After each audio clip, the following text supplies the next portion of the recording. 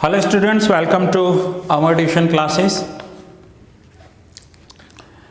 ये जो मैं आपको फॉर्मूलाज दिखा रहा हूँ ये हमने इंट्रोडक्शन में सेकेंड लेक्चर में कवर की थी। Variable overhead variances and fixed overhead variances. Now ये दोनों हमने अच्छे से कवर कर लिए हैं। अब हम आगे आएंगे। आगे जो हमें सम करने हैं, जो हमारा टॉपिक है that is sales and profit variance.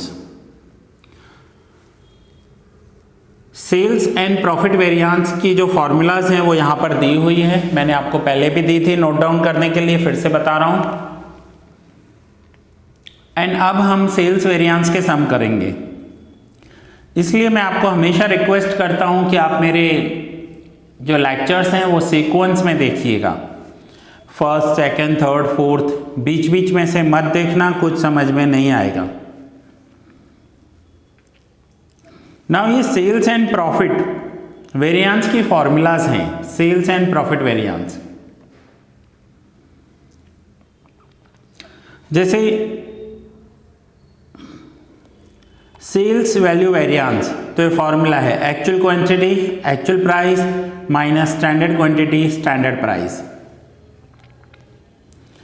Sales price variance, volume variance.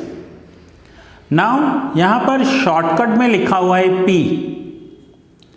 तो मैं आपको बता दूं following variances are for sales and these are also for profit. In sales, जब भी आपको क्वेश्चन में सेल्स वेरिएंस पूछा हो, so in sales P means price. जब भी ये आप फॉर्मूला रीड करोगे तो P मीन्स प्राइस रीड करोगे।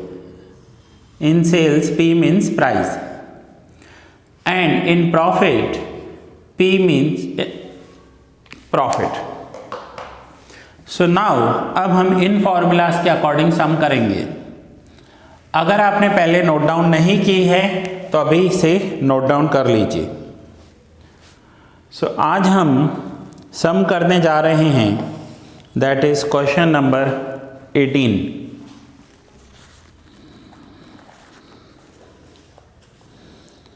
The following information relates to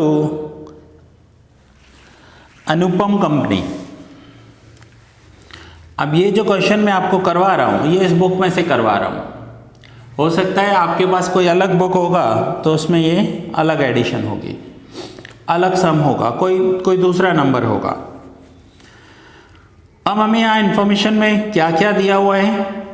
budgeted sales in quantity, budgeted price and budgeted cost, actual sales in quantity, actual price and actual cost. From the above details, calculate sales margin, price variance and sales margin volume variance.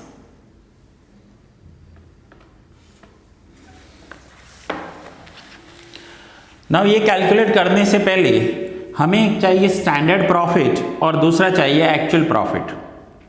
Standard profit क्या होता है कि हमने अंदाज़ा लगाया था कि हम जो प्रोडक्ट बना रहे हैं उसका स्टैंडर्ड सेल 15 रुपीज़ मिलेगा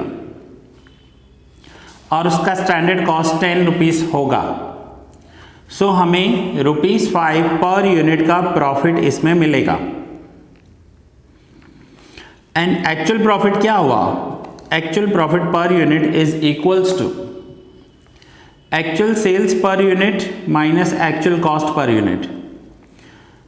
Actual sales हुआ 12 रुपीज़। हमने अंदाजा कितना लगाया था? 15 रुपीज़ में प्रोडक्ट सेल होगा। सेल कितने में हुआ? 12 में। कॉस्ट का एस्टिमेट था, अंदाजा था 10 रुपीज़ का, कॉस्ट हुआ 9 रुपीज़ का। सो हमें स्टैंडर्ड प्रॉफिट 5 रुपीज़ था बट एक्चुअल प्रॉफिट 3 रुपीज़ हुआ। अब क्वेश्चन में क्या क्या पूछा हुआ है? तो क्वेश्चन में पूछा है from the above detail calculate sales margin price variance. Margin का मतलब प्रॉफिट होता है। हम मार्जिन किसे कहेंगे? मार्जिन मीन्स हमें कितना पैसा बच रहा है। मार्जिन प्रॉफिट के लिए यूज किया जाता है। सो हमें क्वेश्चन में है sales margin price variance. Now sales margin price variance में actual quantity 12,000 units, actual profit per unit जो हुआ है 3 rupees and standard profit per unit 5 rupees. So 12,000 3 minus 5 minus 2 which is minus 24,000 unfavorable for our business. Minus 24,000 which is unfavorable for our business. Sales margin price variance. Then next is sales margin volume variance जो question में पूछा हुआ है। So standard margin per unit, standard margin per unit का मतलब होता है standard profit per unit. सो हमें देखिए स्टैंडर्ड प्रॉफिट पर यूनिट कितना हुआ है, हमने यहाँ कैलकुलेट किया है 5 रुपीज़ हमारा स्टैंडर्ड था। Standard profit per unit 5 rupees.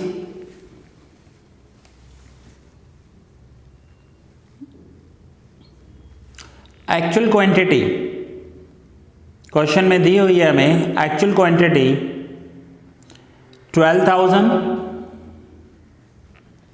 Standard quantity 10,000। इनका अंदाजा था, इनका एस्टिमेट था कि ये 10,000 यूनिट्स का प्रोडक्शन करेंगे, बट एक्चुअल प्रोडक्शन 12,000 हुआ।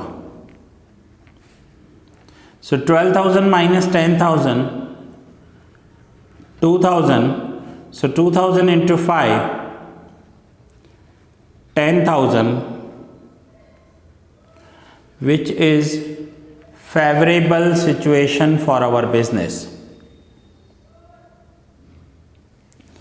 So इस क्वेश्चन नंबर 18 में सिर्फ प्रॉफिट मार्जिन ही पूछे हुए हैं और एक ही प्रोडक्ट था, एक से ज़्यादा प्रोडक्ट्स नहीं थे।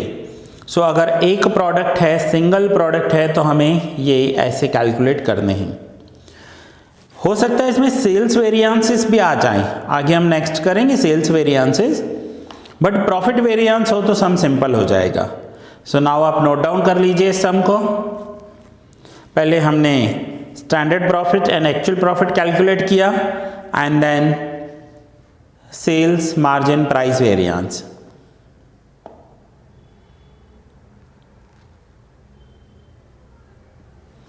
और यह है sales margin volume variance. So that's it students, ये लेक्चर मैं यहीं पूरा कर रहा हूँ। मिलते हैं नेक्स्ट लेक्चर में एक न्यू सम के साथ।